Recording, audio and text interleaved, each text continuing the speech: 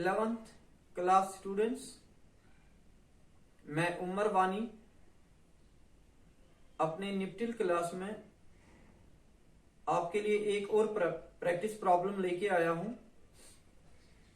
आपकी NEET JEE chemistry preparation के लिए ये प्रॉब्लम मैंने सिलेक्ट की है इक्विलिब्रियम से।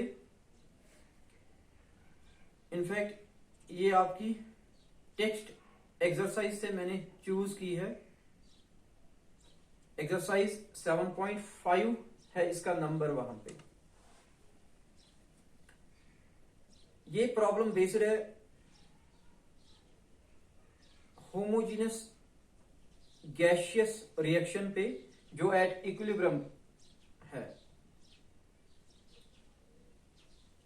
इस होमोजीनियस गैसियस रिएक्शन में रिएक्टेंट है नाइट्रोसिल क्लोराइड NOCl, प्रोडक्ट है nitric oxide NO and chlorine gas Cl2। Balanced chemical equation में stoichiometric coefficients involved reactant NOCl का है 2, NO का है 2 एंड क्लोरीन का है 1। ये रिएक्शन क्योंकि इक्विलिब्रियम पे है, इसका Kp वैल्यू आपको दिया है, equilibrium constant in terms of partial pressure दिया है एट 500 केल्विन। अब आपको इसका इक्विलिब्रियम कांस्टेंट निकालना है इन terms of molar concentration, molarity. बच्चों, एक चीज आपको माइंड में यहां रखनी है कि होमोजीनस इक्विलिब्रियम में आप इक्विलिब्रियम कांस्टेंट एक्सप्रेस कर सकते हो या in terms of molar concentration या in terms of partial pressures. ये होमोजीनियस इक्विलिब्रियम में चॉइस है कि आप इसका इक्विलिब्रियम कांस्टेंट एक्सप्रेस कर सकते हो या इन टर्म्स ऑफ Kc या in terms of Kp। Heterogeneous equilibrium में ये ऑप्शन अवेलेबल नहीं है।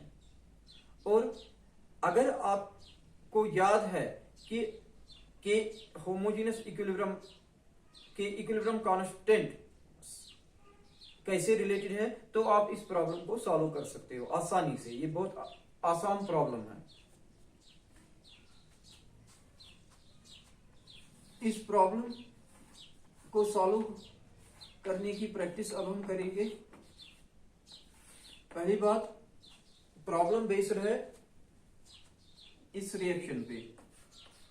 NOCl गैस है reversible with twice nitric oxide and Cl2 gas.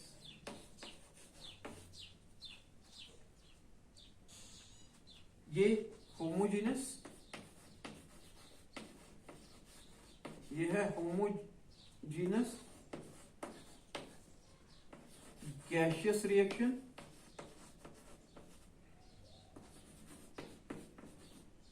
At equilibrium.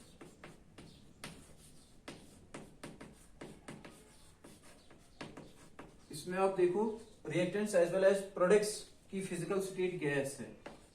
Nitrosyl chloride की physical state gas, nitric oxide की physical state gas, chlorine की physical state gas. और इस होमोजेनियस इक्विलिब्रियम का इक्विलिब्रियम कांस्टेंट आप एक्सप्रेस कर सकते हो इन टर्म्स ऑफ Kp, या आप इसका इक्विलिब्रियम कांस्टेंट एक्सप्रेस कर सकते हो इन टर्म्स ऑफ Kc। और दोनों के दरमियान रिलेशन है Kp is equal to Kc RT raised to power delta n। अब Kp आपको दिया है, Kc निकालना है। Kc बराबर होगा Kp divided by RT raised to power delta n।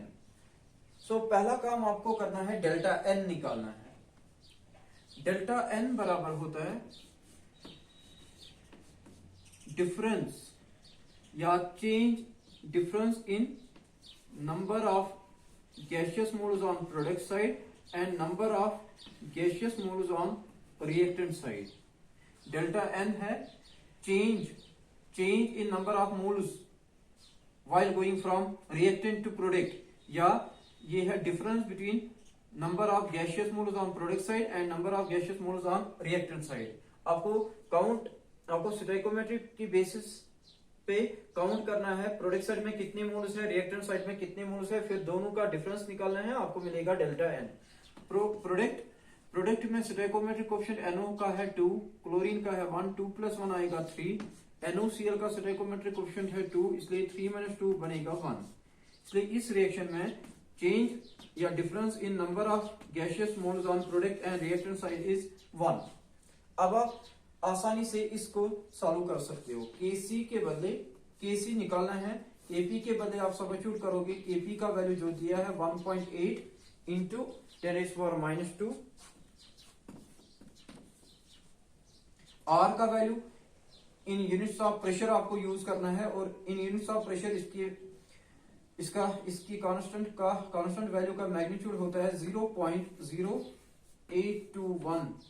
Temperature आपको देना है 500 केल्विन, और डेल्टा एन का वैल्यू है 1 is equal to 1.8 into 10⁻² divided by 0.0821 into 500।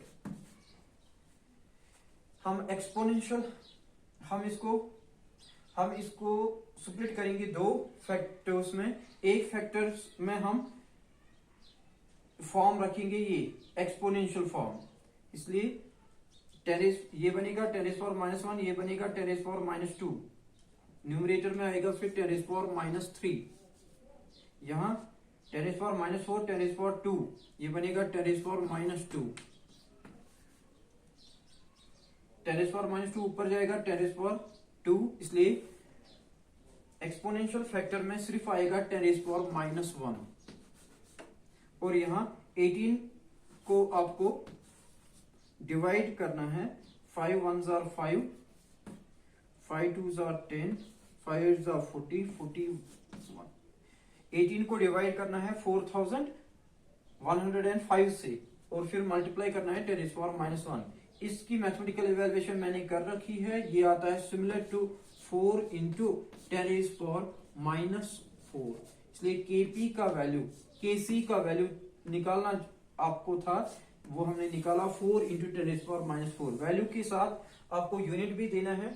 Unit Kc equilibrium constant है इन टर्म्स ऑफ मोलैरिटी, इसलिए इसका यूनिट होगा molarity raise power delta N. Delta n आपने ऑलरेडी 1 इवेलुएट किया है, इसलिए Kc का यूनिट होगा in terms of molarity. Molarity raise power 1 वो बनेगा मोलैरिटी, या मोल पर लीटर भी आप लिख सकते हो। मैं समराइज करूंगा इस प्रॉब्लम को। प्रॉब्लम बेस्ड थी होमोजेनस इक्विलिब्रियम पे। एज स्टूडेंट आपके माइंड में अब है कि होमोजेनस इक्विलिब्रियम में इक्विलिब्रियम कांस्टेंट का वैल्यू आप एक्सप्रेस कर सकते हो या इन टर्म्स ऑफ Kp या इन टर्म्स ऑफ Kc, और दोनों के दरमियान रिलेशन है Kp = Kc RT raise power delta N. Delta N है difference between number of gaseous moles on product side and number of gaseous moles on reactant side. इस particular reaction में product side में gaseous moles है 3, reactant side में है 2, इसलिए change in number of gaseous moles while going from reactant to product है 1। इस equation में आपको Kp का वैल्यू दिया है, Kc निकालना है। Kp का वैल्यू सब्स्टिट्यूट किया, R का वैल्यू सब्स्टिट्यूट किया in units of pressure, temperature substitute किया 500 केल्विन। मैथमेटिकल इवैल्यूएशन में आपने पहले एक्सपोनेंशियल फैक्टर्स को अलग किया, और उसके बाद सिंपल बन गया, और अल्टीमेटली आपने इवैल्यूएट किया Kc का वैल्यू 4 इंटू 10⁻⁻4 और यूनिट मोल पर लीटर, और यूनिट बराबर होता है Kc का यूनिट बराबर होता है मोल पर litre raise to power delta N. Delta n क्योंकि 1 था, इसलिए यूनिट आएगा मोल पर लीटर या मोलैरिटी आप कह सकते हो। बस आज के सेशन में इतना ही। Thank you.